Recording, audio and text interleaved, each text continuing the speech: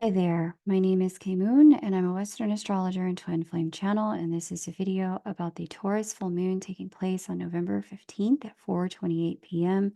If you happen to be on the eastern seaboard of the United States, this will be the lunar update for the Divine Counterpart Twin Flame Collective. Few quick announcements. Tonight at 6 p.m. Eastern, I will be doing live mini readings since the November reading calendar is almost sold out. The live mini readings take place on the live mini reading channel, which is not this channel. Link to subscribe and hit the notification bell on the live mini reading channel is in the description box below this video, so you can be the first to sign up. I read in a first in, first out capacity. There will also, I want to say a special thank you to all of my moderators and timestampers on YouTube. I really appreciate everything you do. It's really touches my heart that you find enough value in the content to take time out of your day to timestamp or moderate these live conversations when I do the premieres. And it doesn't go unnoticed by me. You're always in my thoughts and in my heart. I say extra prayers and blessings for each of you, that there's flow and movement that you're seeking in your life that begins to unfold for you. So thank you for being here and being a part of the K Moon community, our star family here. I do have, here's a third announcement, some holiday sales coming up, 30% off, which I've never offered before, but we'll only be doing this as we close out this year. There will be 30% off specific readings for 24 hours only each on which I'm going to walk you through the dates in a minute. The sales will start at 12 a.m. Eastern on the sale day. They will end at 11:59 p.m. Eastern on those sale days. Sale days will be Fridays, starting next Friday. Codes will be sent to the private list early in the week so that they can mark their calendar and get their readings first. They will be posted on YouTube the day of only. Here's the lineup. 24 hours only, Friday, November 22nd, 30% off the parent-child readings. Friday, November 29th, 30% off 1-hour personal readings. Friday, December 6th, 30% off couples readings. Those are the 90-minute readings where two people can come together to the reading, and I will read your charts both. Friday, December 13th, 1 hour off the 60-minute, 1-hour twin flame readings. Those are for individuals who want me to read your chart and your counterpart's chart and your union chart. Friday, December 20th, 30% off the parent and 2 children readings. So if you'd like to book one of those, mark your calendar. Best way to make sure you lock it in and get one of the better spots for a reading, one of the earlier spots in my calendar, be on the private list. Link to do that is below the video. Otherwise, like I said, we posted on YouTube the day of. First look. If you are new here, welcome. In the Lightworker Energy Update published right alongside this one, I do something called First Look at the very end, where I take you from the current lunation and talk you through how the information from the current lunation flows into the next lunation as a continuous story, so you understand how to use the energy and know where we're going from here. And I'll be in the comment section about an hour after the video and live in the premiere chat. If you got questions, hit me up. Let's talk about this full moon in Taurus. Here is our full moon right here, that 24th degree of Taurus. Taurus. If you're new, well, let's see, we have a conjunction to Uranus. Let me just talk you through the aspects first, which is all about the hand of divine change. We see a trine to Pluto up there at the top of the chart at the 29th degree, all about closures and completions. We see a sextile to Neptune here, all about imagination, intuition, can also be in deception and illusion. But we also see a sextile to Mars here, which is all about taking action. Now, if you're new here, welcome. This update for divine counterparts and twin flames functions as a part 2 to the lunar update for the collective, the Lightworker Collective. Definitely have a listen to that to understand why I'll interpret the planetary energies the way I'm doing for the divine masculine and feminine energies, and then come back and listen to this as it will make more sense in the fuller context. Now, in general, this full moon in Taurus is going to be where we see in the third dimension a change in the foundation of our lives. Rather than this being an internal change, this will be an external experience. Now, up until this point in 2024, I've spoken a lot about change percolating or change being on its way. Now it's here. It's experienceable and it's perceivable on some level. Even if it's only strong psychic impressions coming through about your life and connection and what's shifted already, it is happening in the now time. And this process extends through the first 6 months of 2025. And I break down why in that Lightworker energy update. So listen to that for a full picture and specific months of note, as well as the signs who will be most impacted by this full moon. Now, let's have a look at what the divine counterparts are doing at this lunation. I read Juno, the wife of Jupiter in the astrology, as the divine feminine energy. Here she is at that 4th degree of Scorpio. She is conjunct a energy called Haumea, right there at the 2nd degree of Scorpio. She's sextile to Venus in Capricorn, who is conjunct Pholus here. I won't be talking about Pholus so much today, but have a listen to the Lightworker energy update to understand why I'm going to interpret Venus and Pholus the way I am in a moment here. We also see that there is a square to Pluto and a square to Mars, which constitutes a T-square. And the answer in any T-square configuration is to lean into the sign that has no occupation, and that would be Taurus here. The Taurian energy speaks about learning how to live by and making choices to live in alignment with our true values. This combination, I really sat with this for a minute and I feel guided specifically. I need to talk to those. I don't normally call y'all out in this way because everyone's got their path. Everyone's doing what they need to do. We're all on our journey in our own way. One thing that I have been consistently shown that is true for all, despite the individual nature of our paths, is that union energy between divine counterparts, specifically love activated connections, they cannot unfold in deception, in secrets, and triangulation. If you are seeking union with your counterpart, and you and or your counterpart have had some level of consistent triangulation with a spouse, a lover, multiple lovers, this particular full moon is the beginning of where in 2025, you're going to start to experience the universe really working on your side to hold your fingers to the fire to make a decision and pick a lane, so that your heart isn't split over here with one person and your body and mind over there with another person. The universe is going to ask all people in the connection, all parties involved, to make a unified decision internally to facilitate union externally. Okay? Now, with this kind of configuration in particular at this new moon, and I'm going to talk you through why this extends through 2025 in a minute. And then I'm going to talk specifically to the people who are already in union. And I'll also talk to the people who may be in separation, but no triangulation. But this particular full moon is really starting the process of dealing with those who have needed triangulation for various reasons. There's so many different reasons we could be doing that.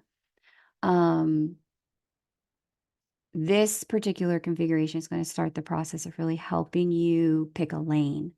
So if you've gone back to a soulmate with this configuration, especially this fullest, which is toxins and poisons, and Venus, who's under the influence of Saturn and obsessive Neptune here, or Saturn and obsessive Nessus in Pisces, and Venus in shadow is attachment, rather than true connection.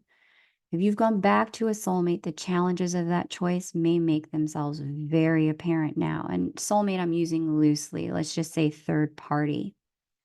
It's going to be very easy with this configuration, especially because Saturn and Nessus are also speaking to the divine feminine energy over here in Scorpio. Going to be very easy in this configuration to play small, stay somewhere that doesn't fully let you blossom with Pholus in the mix because it feels safe. It feels tried and true. Venus and Pholus in Capricorn would rather do the safe thing, even if it hurts, than do the unknown thing because the scariness, the volume on it feels smaller than the volume on the discomfort of the safe thing. Okay. Now, Mars retrograde is going to illuminate the challenge, whatever it is, when it comes to staying in a safe situation. Because in the way I read, if we want to make distinctions specifically between soulmates and twin flames, right? Mars is the mundane masculine energy. Jupiter is the divine masculine energy. As the mundane masculine energy, we do see Mars in square to Juno at this lunation. Squares are aspects of tension. This is where you can see tension unfold between a divine feminine energy and a masculine energy that is not the divine counterpart. That tension is there. It's going to continue to show itself over the course of the Mars retrograde until Mars is fully out of shadow next year. Now, this Mars retrograde is going to illuminate the challenge and give you the option to make a different choice. What you do with this will be up to you. But the choice that Mars is going to place before you is going to be about the distinction between the path of love and the path of security. These are Venus and Juno's octaves, where Venus is the connection, Venus is love, Venus is the receptivity. Juno takes it up to the next level. Venus is the commitment. Venus is the follow through. Venus is the marriage. And so Mars in the action energy is going to push Juno, the divine feminine energy, to start to look, what is it you really want here? Okay. And again, the choice will really be between the path of love and the path of security, where they are different for the people who are triangulated. This will present a bit of a tug of war between the familiar and the unknown, and in particular, a decision between truth and lies. And I'm going to talk more about that in a moment, but stay with me and pause this if you need to and write down the dates I'm about to share. But this is, again, specific to the triangulated. The Mars retrograde is really going to open up an extensive period of time for this examination. So you've got a lot of time. This doesn't need to be a snap judgment. You've got time to really search your heart. And this time will also be extensive because there's an overlapping in time frame Juno retrograde that will take place in 2025 in Scorpio, the sign she's already in, from March through July. And the degrees are going to be that first degree of Sagittarius to the 16th degree of Scorpio. Now, for those in triangulated situations, 2025 is really going to hold your fingers to the fire to pick a lane in a life. Now, especially because Sagittarius, the next sign after Scorpio, is the sign that governs truth. And Scorpio, the retrograde sign for Juno, deals with deception and lies. The question this configuration is going to put forward for you is, which life and timeline is your truth? The shadow of that retrograde ends in October of 2025, the Juno retrograde. So this will be a protracted period of 11 months. of closures, endings, and alchemical transformations in the divine feminine energy fields. For some, this will be where you say, I had the twin flame experience, but my heart really is in the thing with the person that I'm with. And I really want to see that through. My heart can't let it go. It's different than your mind. And there's a lot of distinctions that are very emotional in between. And they're going to be personal ways of experiencing this. For others of you, this is where you're going to say, even if I were to let go of the thing I'm in with someone who I don't consider my counterpart, my twin, my whatever label you want to apply, even if I were to let this third party go, this other person, or even if I were to try to let my twin go, I would be living a lie. My heart's not really in it with this other person. I would be split. I'd have a false union because my heart would be over there with somebody else and my head and my body are over here. So the union wouldn't be complete. It would be 75%. And so this whole period of time is going to ask you to search the truth in your heart if you are in a triangulated situation. It's going to ask you if good enough is actually enough. Okay. And if you can build the wherewithal, the stamina, and the capacity to operate in a place of faith and trust, that you can, in fact, cultivate and create what you want with Juno retrograde in the sign of personal power. And that's Scorpio, after you've confronted your fear and stepped into truth.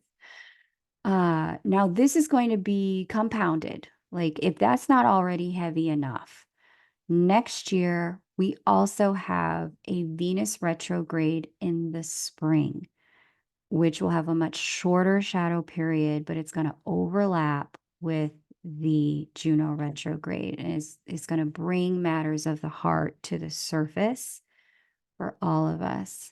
And so what I'll leave you with, and that's all I have for y'all who are triangulated. There's answers that are personal. There's no right answer. There's just your answer. But the answer that your heart makes is the answer I encourage you to accept as your truth and align your life accordingly. There's going to be the connection that makes sense on paper and the connection that makes sense to your heart. My advocacy, always follow your heart. Okay.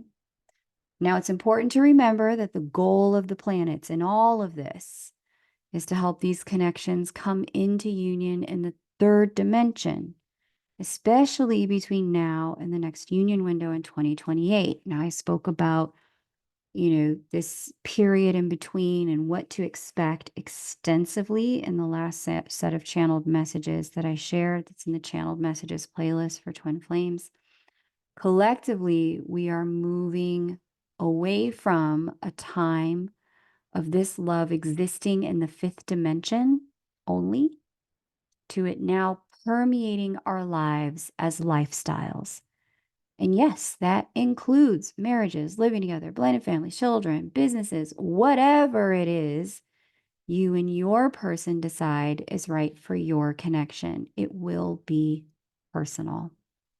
Next year will prove a turning point for anyone who has had another person or people, plural, in their connection in an ongoing way, regardless of your identified gender, as we all have both masculine and feminine energy. It's the feminine energy in both people's fields that will move through this choice point the planets are opening. And it's the feminine energy that will be the deciding factor for your timeline and union. Now, this is something I've been preparing us for collectively at every lunation, reminding you of your power in this connection, that you're not stuck, that you have choices, that your outcomes are in your hands, not the stars. And they may bring the stars may control the wind and the tides, but we set the sails. We choose the destination.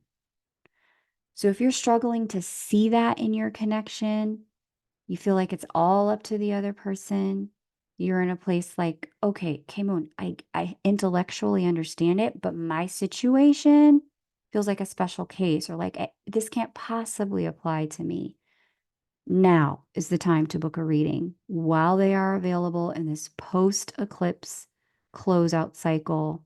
The relationship readings will help you understand what's going on with your person, what's going on with yourself, what is your union chart looking like in terms of stage and cycle, like where y'all are both at. I promise you, while there is still breath in your body and theirs, there is a chance for both of you to come together in this lifetime in the land of the living. I was shown that these connections were never meant to get stuck in the fifth dimension, but we've normalized separation as destiny, because what it takes to actualize the connection as a full-blown relationship in the third dimension is not only emotionally confronting, but the maps are so individualized and so personal. Your path to union will not be mine. It's also not going to be anyone else's. I've been gifted with the ability to include channeled messages for clients over the last 6 months that are personal to their connection. So if you need the guidance to know how to participate in all of this movement that's available through the stars, let's schedule your session now before the post-eclipse window closes, or I'm fully booked, whichever comes first. The link to book is below this video. Now, more generally speaking, for the non-triangulated who also identify their connection in some level of separation, in these divine feminine energy fields at this full moon, we have a creation choice point in connection, because Juno's conjunct the creation goddess. So here are the kinds of questions she's bringing into our fields. What do you want to close out or put an end to in your connection through the scorpionic process where she sits? What do you want to resurrect? Scorpio deals with resurrection. This full moon is a great time to look at what's not aligned with your values, because full moon's in Taurus, and Taurus is the answer in the T-squaring energy.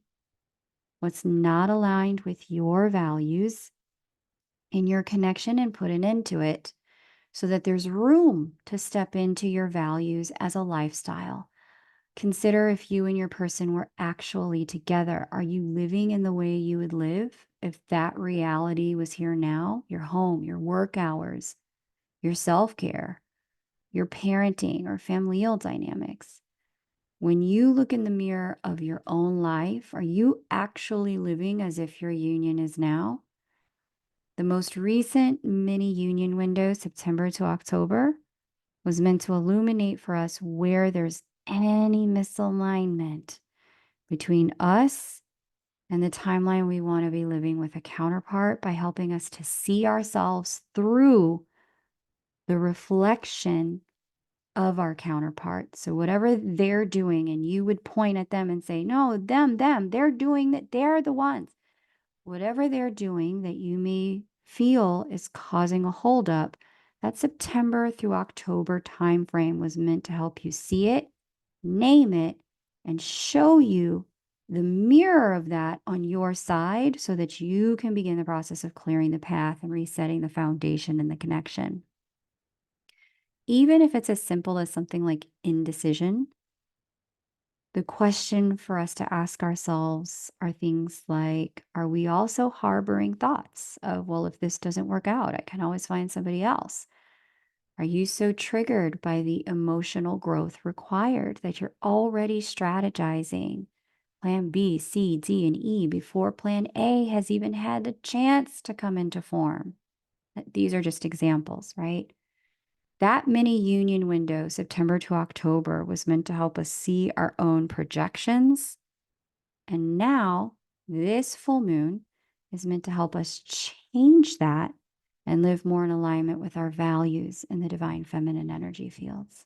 Okay. Great opportunity to move the needle in your connection. Take advantage of this energy. Stars are really trying to help us with union. Okay. Now let's have a look at the divine masculine energy fields. Here's Jupiter, the husband of the zodiac, Juno's husband, at 19 degrees Gemini in retrograde. We do see a sextile here to Chiron. We see a square to Saturn and a loose square to Neptune, both of them in Pisces. We see an opposition to Mercury there in Sagittarius. And Mercury will oppose Jupiter 2 additional times between now and January 3rd, when the shadow period for Mercury retrograde ends. And this combination, occupation in mutable sign Pisces from Saturn and Neptune, occupation in mutable sign Gemini from Jupiter, occupation in mutable sign Sagittarius from Mercury. This constitutes a T-square. T-square is all over the show today. And the one sign that has no occupation at those degrees is mutable sign Virgo. And so this, where there's tension at this particular full moon, Virgo energy is the answer. This is putting forward that we need to make some decisions. It's time to close off one pathway so that other pathways can thrive. If you think about the decision, which is a Virgoan operation, decision making, the root of the word decision has very similar ending as pesticide, herbicide, fungicide, right? That CIDE ending is indicative of a death. In other words, we need to close out, put to death one option when we make a decision fully so that another option can live.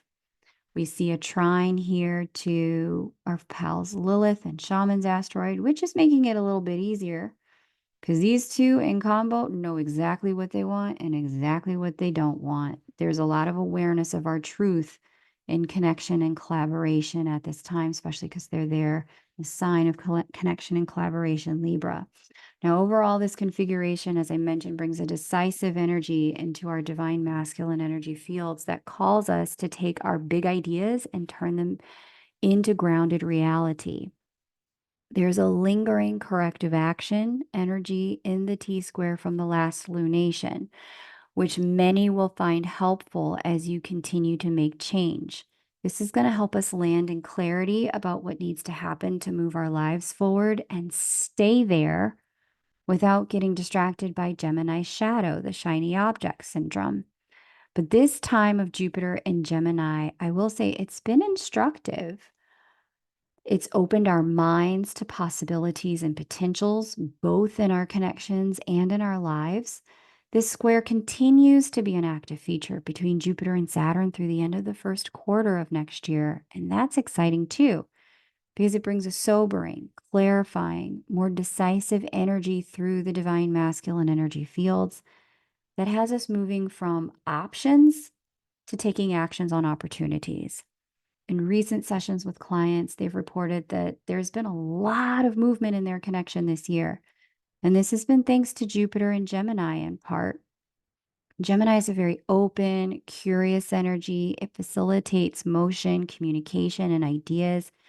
But the square to Neptune and Saturn are what has allowed two things to happen. The past to be washed away. That's the Neptune energy. Thank you, Neptune, for those willing to engage in active forgiveness and release. And decision making, that's the Saturnian energy, for those willing to engage in closing out certain options so that others can grow. Now, there are shadow ways that these squares can play out, and I covered them extensively in the last two lunar updates for twins, so feel free to have a listen. if you don't feel like you've been getting washing away in forgiveness and decisiveness to move things forward, shadow energy, that also remains throughout the first quarter because this square remains. But what I will say is if you feel like you're getting shadow energy, have a listen to those or book a reading, and we can walk through why this energy is playing out in shadow and what are the choices that have to get made for you to climb up the vibrational scale of these planets and get their light energy instead of their shadow. Okay. And this will be especially important before January 3rd, where when the T square while the T square remains active and Mercury retrogrades back and forth opposite this Jupiter and squares that Neptune and Saturn. Okay. This is all inviting us into Virgo's gifts of planning and decision making and moving things forward and prioritizing and sifting through what matters and what doesn't. Using this energy intentionally, I have seen in my sessions with clients, it's helped a lot of counterparts start to move forward already, both in their individual lives, but also in their their connection to one another. Now, for some, in the Mercury retrograde opposing the divine masculine energy fields, you may go through a period of very quiet reflection in the connection as Mercury can be less communicative in retrograde and more thoughtful. But know that this is needed to make decisions and clarify choices for many people. So if you can have some grace, if you've been in semi-communication and things get quiet between now and the new year, you can still keep your faith and manifestation skills at work to keep things moving forward. For those who identify in some level of separation, though, you're going to find that this reflection time is where you get the opportunity to really look and see, if my heart is still in this, what stone have I not turned over to facilitate forward movement here? You'll also have the opportunity to look and see and become consciously aware. My heart is not still in this, and I'm just attaching to the label and what I thought it meant. What is it that I do want to experience in my love life? What is next? If your heart has released the connection, you're going to find that this period of reflection is where you really start to map out the manifestation of the next chapter in your love life. And for all, this will be more about this will be about more, tripping over my words. This will be about more than the connection, especially for those of you already in some format of union. This is where life decisions will need to get made that solidify a new timeline for you and for the connection. Now, this may be about where you live, what you do for work, how you raise your kids, how you care for your parents, what you're doing with your money, how you handle your vehicles and travel, etc. With the divine masculine energy in a mutable sign, having such a significant T square from Sagittarius and Pisces to other mutable energies, change and decisions are what we're all going through and going to be doing right now. And thank goodness for that trine from Lilith and Maki, because this is what's going to help keep things clear and clearer than they've ever been before. But what we want, what we don't want, and where we're going, and what we're willing to participate in, and what we're not in connection. Now, for any reason you're stuck, you're not clear, you're like, hey, I'm getting the shadow side of these energies. I really need to get into the light. I'm done being an astrological bottom feeder, which is what I used to be. I used to get the worst of every transit. If that's you, there could be some level of there is some level of clarity in your chart. For some of you, this is going to be a bit of a timing thing, but for the majority of people, this is not a timing thing. This is a decision thing. And if you're not clear about the decisions, your chart will have clarity about the timing of changes yet to come in early 2025 and the timing of decisions that ought to be made now so that that ride in 2025 can be smoother. Relationship readings are available until the close of the post eclipse window. It'll be January 17th. So book with me now for clarity and a personal preview of 2025. Link to do that is below this video.